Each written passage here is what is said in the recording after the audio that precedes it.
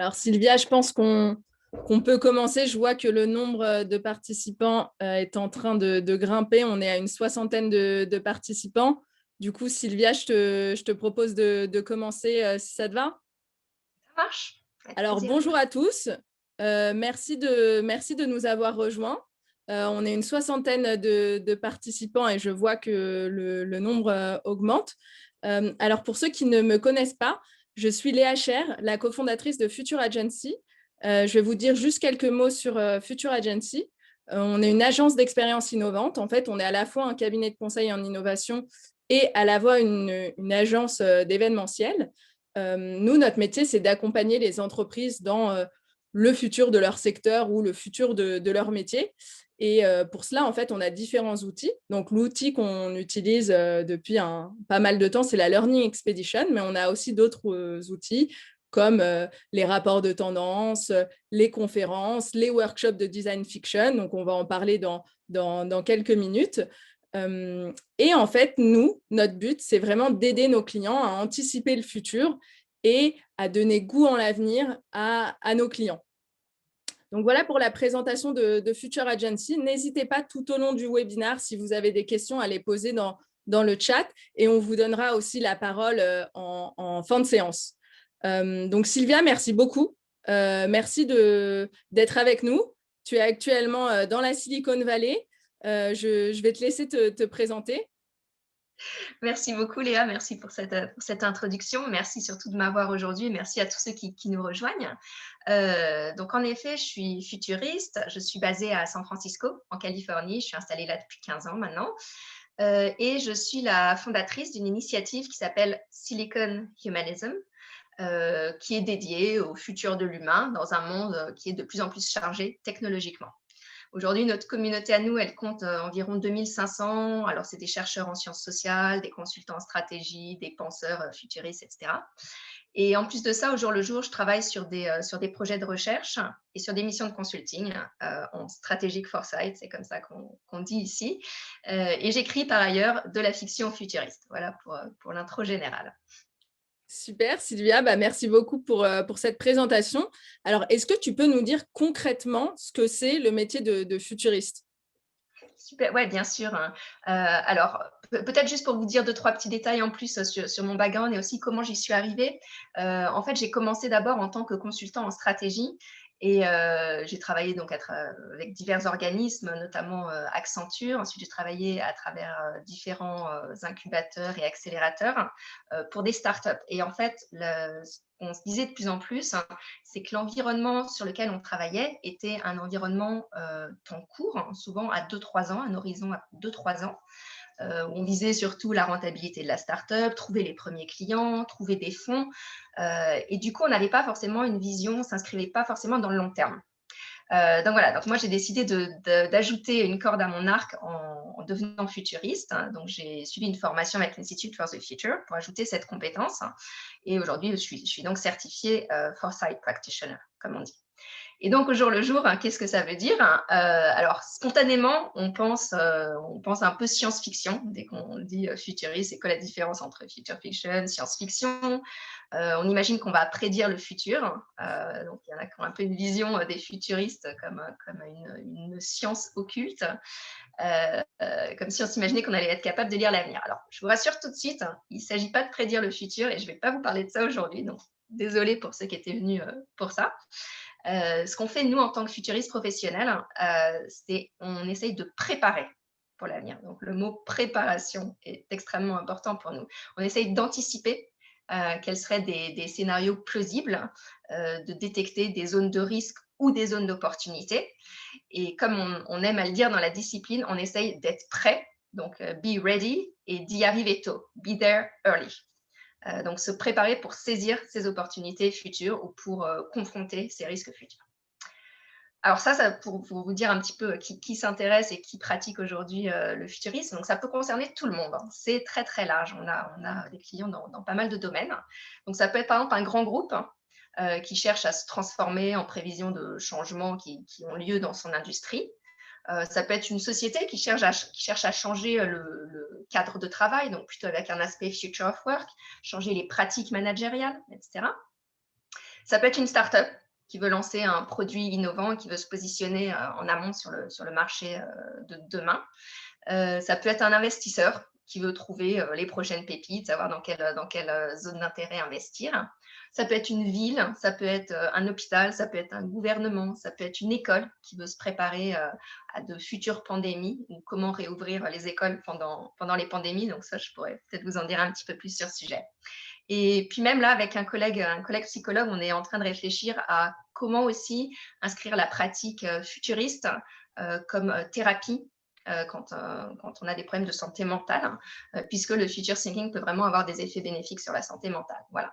Et puis personnellement, voilà, je trouve que c'est une discipline passionnante parce que c'est multidisciplinaire, ça fait vraiment appel à différentes compétences, différentes disciplines, différentes zones du cerveau, à la fois la partie scientifique, la partie créative. Donc, c'est une discipline assez complète. Voilà pour la petite introduction. C'est vrai que c'est très passionnant, Sylvia, merci beaucoup.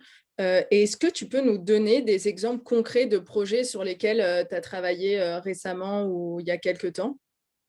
Oui, bien sûr. Alors, je vais vous en donner certains. Si ça vous intéresse, on pourra creuser au fur et à mesure des questions. En ce moment, je suis pas mal occupée par la préparation d'un dossier, un grand dossier qu'on essaye de faire avec deux autres futuristes qui sont basés à Toronto et à Houston sur le futur de l'habitat. Future of the Home, donc on appelle ça The Home of the 2020s. On est en train d'anticiper quelles vont être les évolutions sur les 10 ans à venir. Et donc là, on vise une quarantaine d'industries. Alors, ça va vraiment de l'industrie du real estate, des furniture, des équipements, home appliance. Donc, c'est vraiment tout ce qui va être lié autour de la maison. Mais en fait, ça a aussi des industries secondaires qui vont être touchées, comme l'alimentation, comment on va manger différemment demain à l'intérieur de sa maison, le futur du travail, le futur de l'éducation, etc. Donc, on est en train de réaliser ce rapport qui, j'espère, sera fini d'ici 1 à 2 mois. Pour vous donner un autre exemple, donc on parlait à l'instant du futur du travail, justement, c'est un autre sujet que j'ai investigué avec un chercheur basé à Paris, qui enseigne à la Paris Business School, qui est David Callis. On a d'ailleurs publié un papier de recherche il n'y a pas longtemps sur Harvard Business Review France. Et là, on va vraiment creuser les transformations dans le monde du travail et notamment comment la pandémie va durablement changer nos façons de travailler autour du remote work, du travail à distance, du télétravail, mais surtout comment l'employeur peut accompagner ce changement pour éviter encore une fois les problèmes de santé mentale qu'il peut y avoir à la maison. Et donc, on a développé un concept qui s'appelle le Care Act from Home. Donc, c'est un peu l'idée de l'employeur a aussi une responsabilité envers les travailleurs, même s'ils sont à distance, une responsabilité qui va se baser sur la confiance, sur l'apport de bénéfices, de benefits, de perks et d'un accompagnement qui avait lieu autrefois sur le lieu de travail et désormais dans la relation à distance avec les employés à la maison.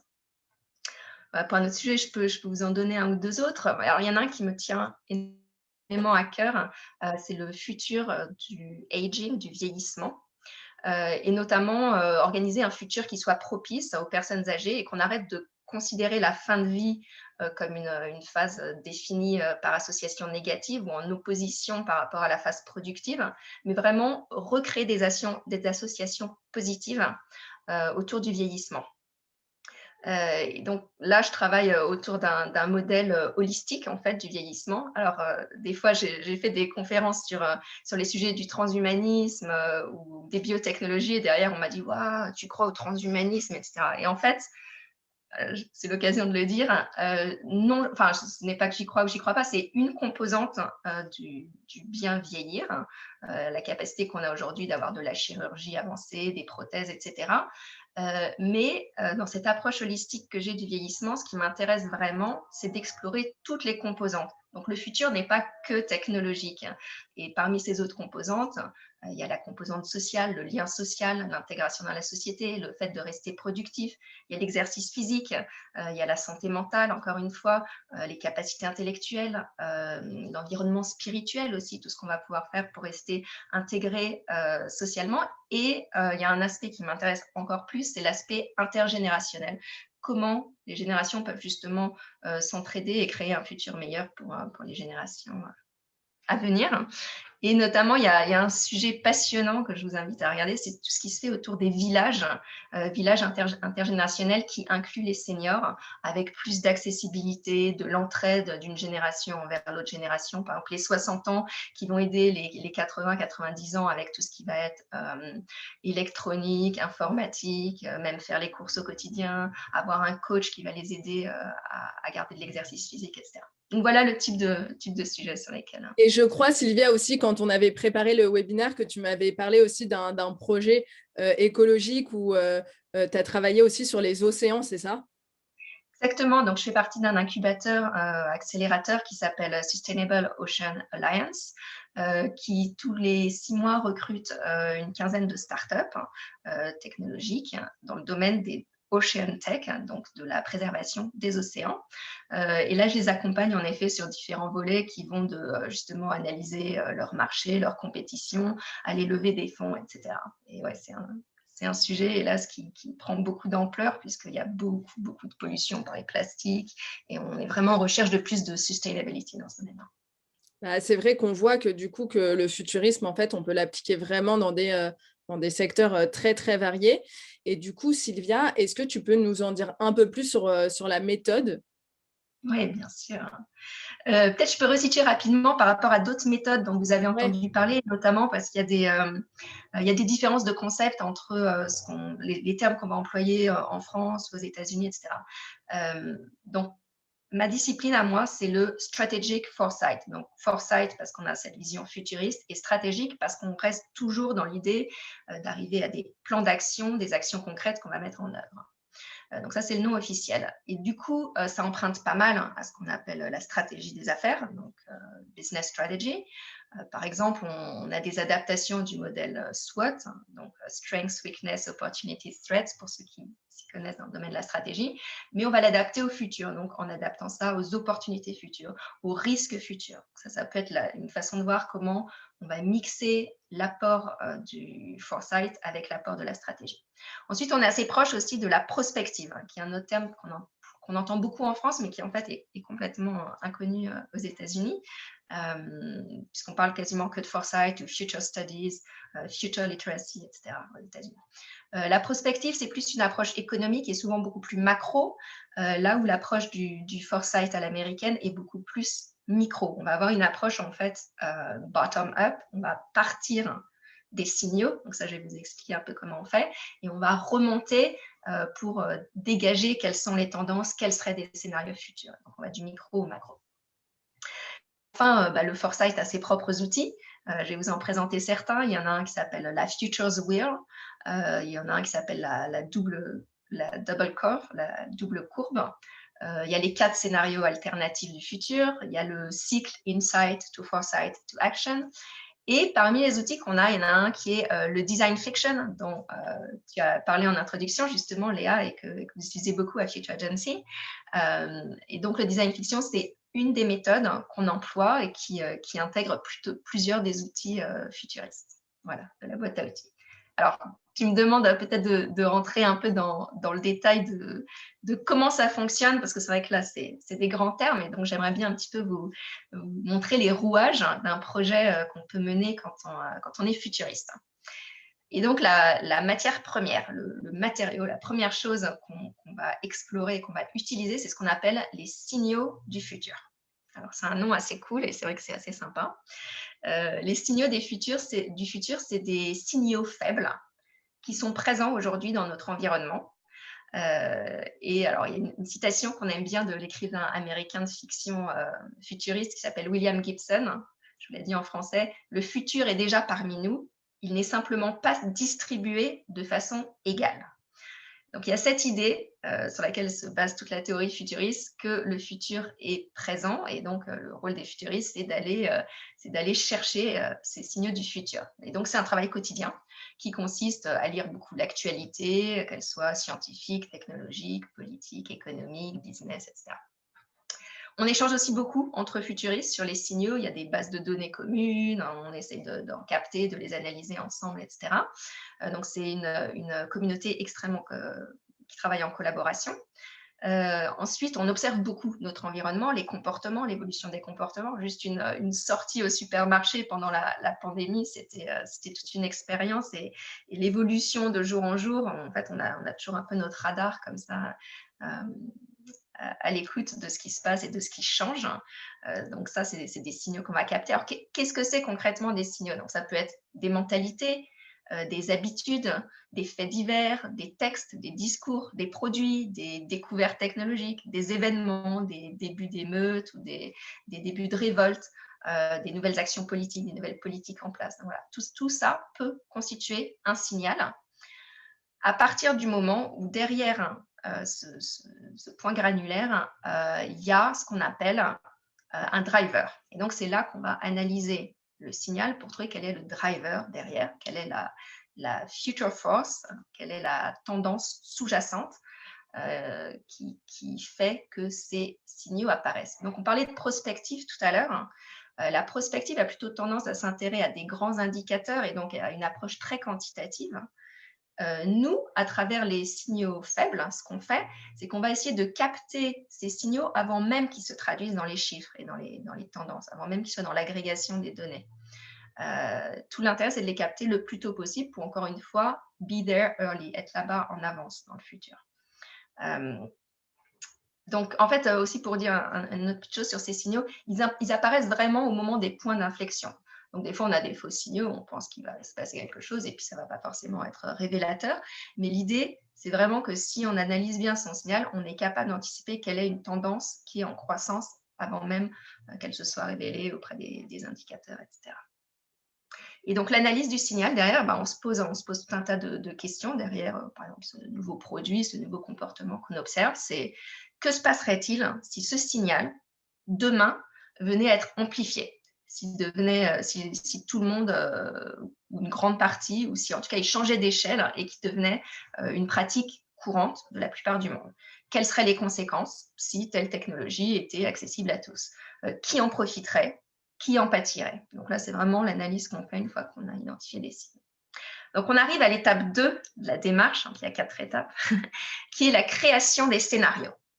Donc, à partir de ces signaux, on va les croiser, on va utiliser différents outils pour créer des scénarios. Alors, je vais vous citer 2 outils qu'on utilise. J'ai mentionné tout à l'heure la Futures Wheel. Donc, la Futures Wheel, ça consiste justement à placer ce changement au cœur de sa feuille, de son papier, de son schéma, et derrière, d'en dégager toutes les conséquences. Donc, je vais vous donner un petit exemple pratique pour que vous puissiez visualiser ça. Par exemple, l'augmentation de la violence domestique pendant la pandémie. C'est des choses qu'on a observées. Les hotlines ont commencé à exploser. Il y a eu pas mal de rapports, notamment par Save the Children, etc., qui ont montré que la violence avait augmenté.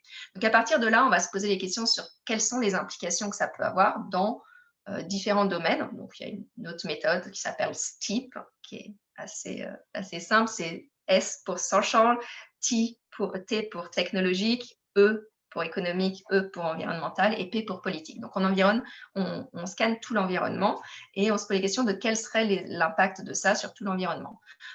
Qu'est-ce que ça veut dire? Par exemple, créer une hotline. Est-ce que ça veut dire qu'il y a un contrôle qui se fasse à la maison? Est-ce que ça veut dire qu'il faut qu'il y ait de la technologie qui permette de tracer ça? Est-ce que ça veut dire qu'il faut qu'il y ait plus de support, qu'il y ait des politiques de support, qu'il y ait des budgets qui soient alloués pour ce type de problème? Et puis à partir de là, ensuite, on va encore aller un cran plus loin. On va se demander quelles sont les conséquences. C'est pour ça que c'est une roue, ça s'étend de plus en plus. C'est comme un arbre des possibles, mais dans toutes les dimensions. Un autre outil qu'on utilise beaucoup, qui est très cadré, ça fait une cinquantaine d'années, je crois qu'il existe maintenant, c'est les 4 futurs alternatifs, que sont le scénario de croissance, growth, le scénario d'effondrement, collapse, le scénario de contrainte, constraint, et le scénario de transformation. Et en fait, ces scénarios nous forcent à ne pas rester dans une vision unique du futur. Je vous parlais de business stratégie tout à l'heure aussi. Quand on a une approche business stratégie, souvent, on va faire une hypothèse, on va avoir une fourchette, une hypothèse haute, une hypothèse basse, mais on ne va pas forcément avoir 4 scénarios différents. Donc là, c'est s'obliger à considérer différents scénarios pour éviter d'aller dans un biais qui serait le scénario fleur bleue tout positif ou le scénario catastrophe tout négatif. Troisième étape, une fois qu'on a élaboré ces scénarios, qu'on en a les grandes lignes, et là, je trouve que c'est une étape vraiment passionnante. Tu as évoqué la design fiction tout à l'heure. C'est là qu'on arrive dans la production d'un univers autour de ce scénario. Ce qu'on va chercher à faire, c'est à faire réagir, en travaillant avec un client, on va chercher à faire réagir, à évoquer des émotions par rapport à ce futur. Et c'est à travers l'évocation de ces émotions qu'on va provoquer l'action. Donc, il y a vraiment l'idée que j'ai évoqué tout à l'heure, le cycle insight. On a d'abord l'insight qui va provoquer le foresight, le scénario qui va provoquer l'action. C'est vraiment l'idée qu'il y a un cycle et derrière, va améliorer notre insight. Alors, comment on peut faire ça pour rendre ça très concret pour les clients? Donc, il y a plusieurs méthodes. Là encore, on s'appuie beaucoup sur du world building, la création d'univers. C'est une méthode qui est employée, par exemple, au cinéma ou dans les jeux vidéo, mais qui est très présente dans la façon dont on va créer nos univers. Ça passe, par exemple, par la création, l'élaboration de fiction spéculative. Donc, moi, par exemple, j'écris beaucoup de future fiction. Une fois que j'ai un scénario, pour pouvoir placer mes auditeurs, les personnes avec qui je travaille, à l'intérieur de ces futurs.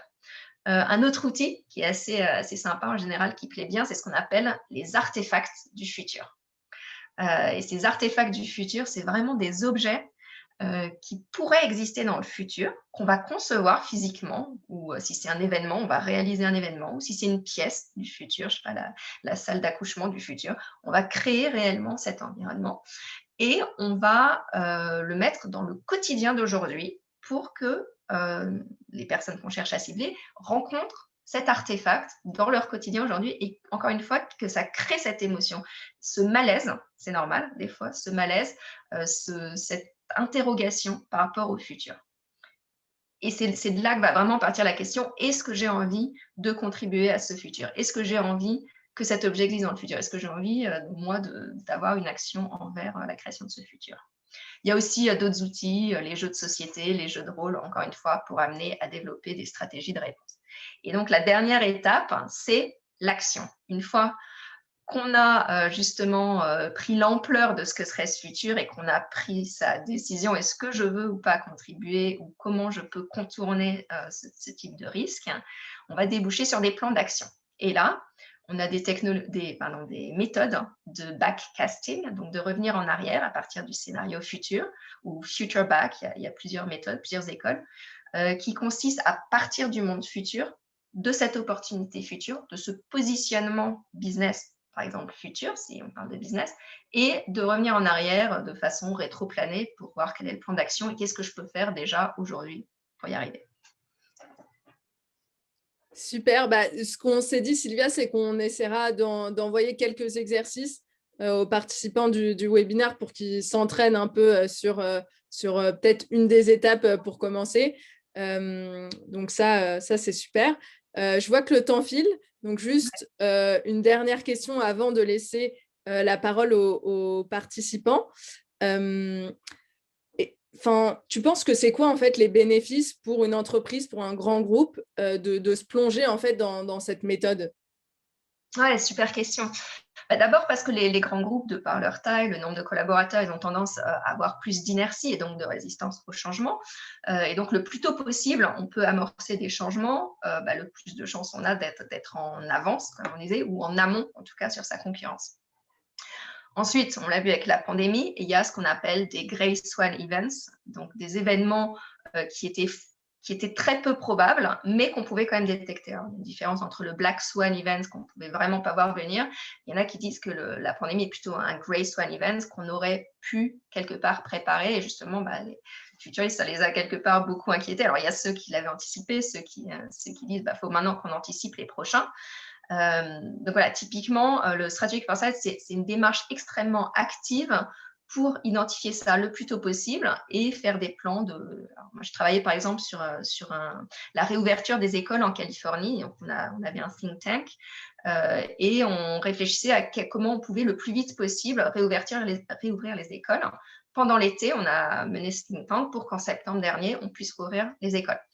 Donc, on a très vite essayé de prendre le sujet pour pas que ça traîne et que pendant un an, il y ait l'école qui soit un petit peu mal organisée. Ensuite, dans les grands groupes, souvent, il y a pas de structure interne dédiée. Il y a pas alors, il y a des cellules innovation, bien sûr, mais il n'y a pas forcément de futuristes dans les équipes, ou alors les futuristes sont plutôt externes. Aujourd'hui, c'est beaucoup un métier en freelance, etc. Même si on voit des groupes comme Lego, etc., qui commencent à embaucher des futuristes. Donc ça, c'est assez passionnant. Pourquoi il n'y a pas encore beaucoup de futuristes? C'est aussi qu'il n'y a pas beaucoup de formation au futurisme. Et aujourd'hui, nos écoles de business ne proposent pas le strategic foresight. Donc, appel aux écoles de business. David, que je citais tout à l'heure, avec qui on travaille, lui, a la chance d'ouvrir cette chaire au sein de son école, mais c'est encore assez rare. Et enfin, pourquoi c'est nécessaire? C'est parce qu'on a une appréhension naturelle, en fait, du futur. Je ne vais pas rentrer dans tous les détails, mais en gros, notre zone du cerveau dédiée au futur est différente de notre zone du cerveau dédiée au moi, ce qui fait qu'on pense notre moi futur comme quelqu'un d'étranger. Et on a beaucoup de mal à privilégier un moi futur qui serait en gros étranger à nous, à un moi présent qui a des besoins actuels. Et donc, il y a plein de petits exercices encore qu'on pourra partager si vous voulez, qui visent à stretcher, à étirer notre horizon temporel pour connecter notre moi présent et notre moi futur et nous amener à prendre des actions sur le futur. Mais notre cerveau est capable de le faire, mais ne le fait pas spontanément. Donc, c'est pour ça aussi que ça demande de l'entraînement, de l'exercice et de la discipline. Super, Sylvia, merci beaucoup. Du coup, on va essayer un peu de se muscler le cerveau pour se projeter dans le futur. Je vois qu'il y a pas mal de questions qui sont arrivées dans le chat. Je vais essayer de les prendre dans l'ordre. Et on a des super commentaires aussi. Alors, on avait une première question sur les lectures. En fait, dans quelle lecture tu cherches les signaux dont tu parlais au début? Est-ce que tu as des lectures à recommander aux participants? Alors, moi, je suis très auditive. Donc, moi, je fais surtout beaucoup ça. J'écoute énormément de podcasts. Je fais aussi beaucoup de sport, donc ça me permet de faire deux choses en même temps. Déjà, écouter les informations.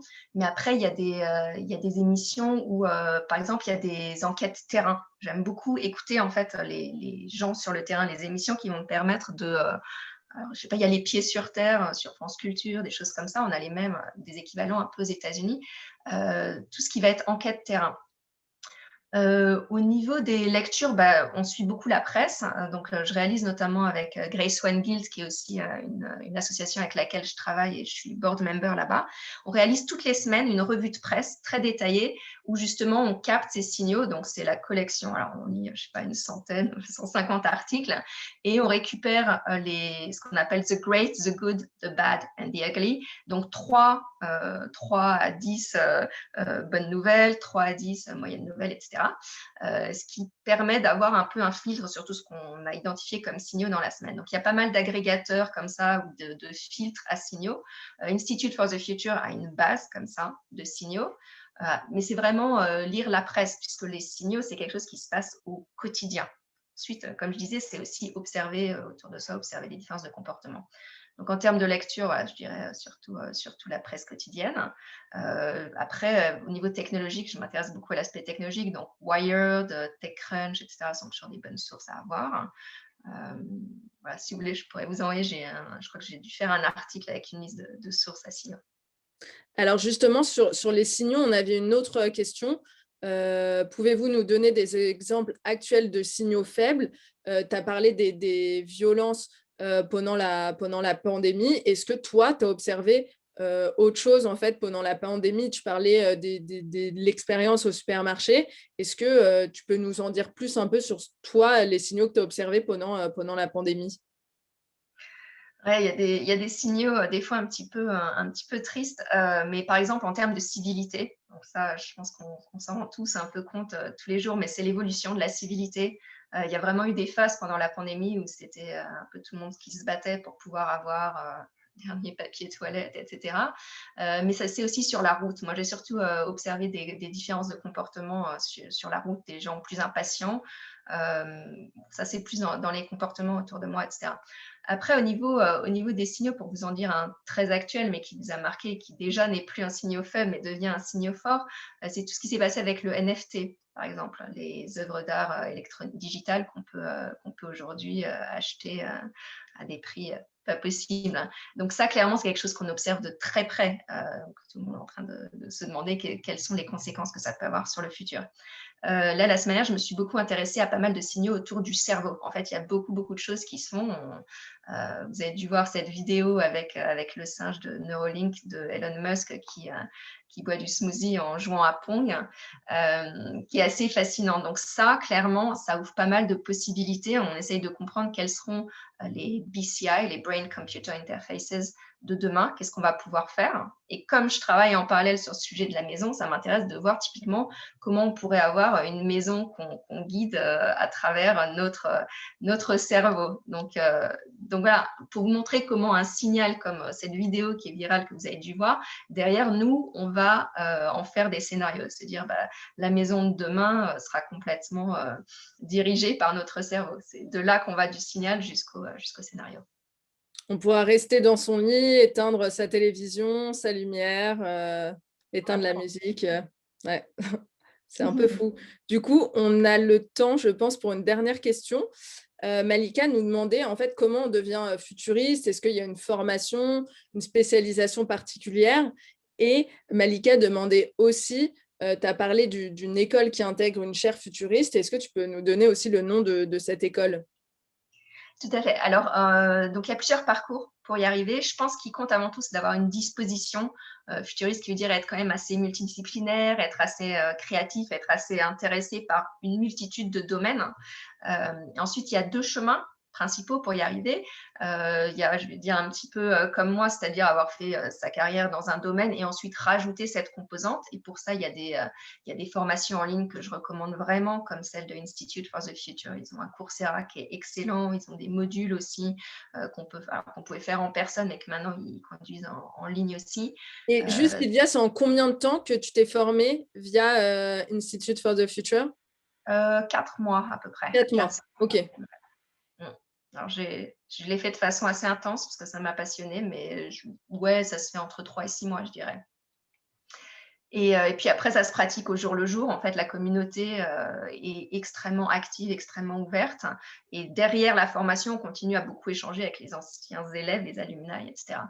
Et l'autre parcours, et en fait, c'est un peu la chance, j'ai envie de dire, que vous avez aujourd'hui, si vous voulez devenir futuriste et que vous êtes encore au niveau de vos études, c'est qu'il y a quand même de plus en plus d'écoles qui proposent ce type de formation.